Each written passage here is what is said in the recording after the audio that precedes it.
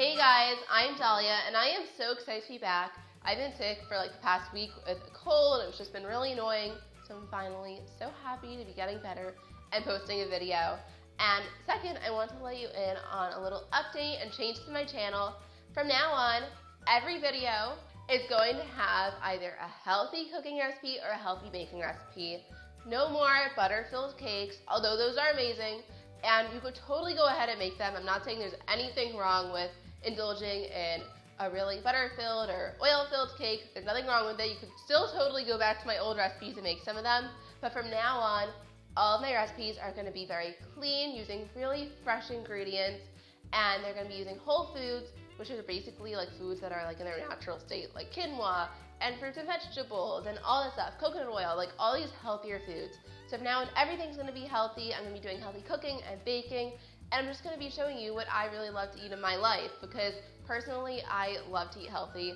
Aside from being gluten-free and dairy-free, before I even realized that I have intolerances to gluten and dairy and corn, I always ate healthy before because, I don't know, my mom used to feed me broccoli when I was little, like every day. I don't know what it is, but I love eating healthy, and I really want to share all of my favorite recipes with you guys. Okay, so let's move on to what I'm teaching you today. To kick off this healthy channel change, I'm going to be teaching you how to make 2 delicious Buddha bowls. If you're wondering, a Buddha bowl is basically a bowl filled with tons of veggies. Sometimes there's like a starch in there, a protein, and it's basically a bowl filled so high. It's really, really filling, and it's called a Buddha bowl because it's so full and like rounded, I guess, like a Buddha's belly. It's just a funny thing. It's a cool trend that's going around, so I hopped on it and I made 2 variations for you guys. So we have a black rice sushi bowl, and if anyone knows me, they know that I can eat sushi every day, like 24/7. I love sushi so much. So the combination of black rice with sushi flavors and a ginger dressing is just my favorite. It's so, so good. So you're gonna love it. And the second bowl I'm making is a Mediterranean Buddha bowl. And this bowl basically is very similar to like if you would get a shawarma platter at a restaurant. But instead of using shawarma, I'm using chickpeas today.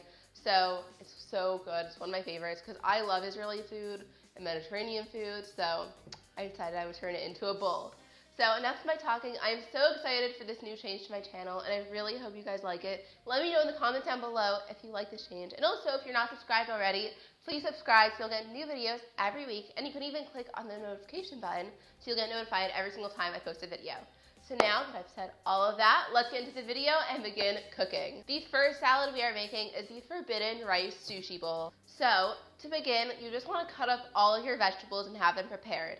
So I have here some shredded carrots, some avocados, some edamame, cut up scallions, and cut up cucumbers. First off, we're going to start with the dressing. So this is a ginger dressing. We're going to combine some fresh ginger, some crushed garlic, orange juice, lime juice, and tamari sauce, but you can also use soy sauce instead if you don't have tamari, some sesame oil, and honey. And then give this a good whisk to combine all of the ingredients. Next, you're going to drizzle in your olive oil as you whisk the dressing. A really helpful tip is to transfer your dressing into a container so that you can really shake it and emulsify all those ingredients, and then you can just place it in the fridge if you're not going to be eating your bowl right away. So you can take it out, shake it, and then put it onto your bowl to serve. Next, I'm cutting up the raw tuna. Now, I love having raw fish in my sushi, but if raw fish isn't your thing, or if you're vegan, you can use any other protein. You can use tofu, marinate it, and cook it. You can use chickpeas. And if you're not vegan and you just don't like raw fish, you could use mock crab, or you can use some type of cooked salmon. The possibilities are literally endless. Now it's time to plate up this dish. So I cooked 1 cup of black rice according to the package directions, and I'm placing it into my bowl. And then I'm adding in some cucumbers, carrots, avocado, and the edamame.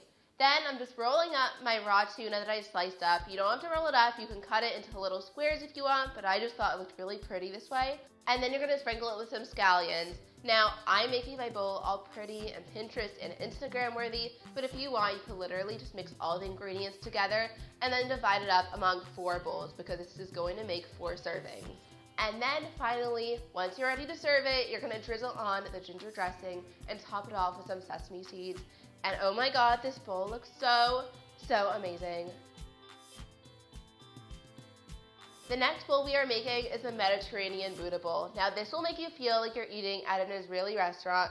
So we're going to begin with making the roasted chickpeas. So we're going to add to the chickpeas some olive oil, cumin, allspice, turmeric, garlic powder, ground cinnamon, and salt and pepper. Give this a good mix, and then we're going to transfer it onto a parchment-lined baking sheet and spread it out because you don't want any of the chickpeas overlapping. Bake this in a 350-degree Fahrenheit oven for 35 to 40 minutes or until they're just crunchy on the outside and slightly soft on the inside. They are so good. If you haven't tried roasted chickpeas before, you have to give it a try. Even if it's not for this bowl, just make it and snack on it. It's amazing. Let's make the Israeli salad. So I have 3 tomatoes here, and I'm just going to chop them up into small cubes.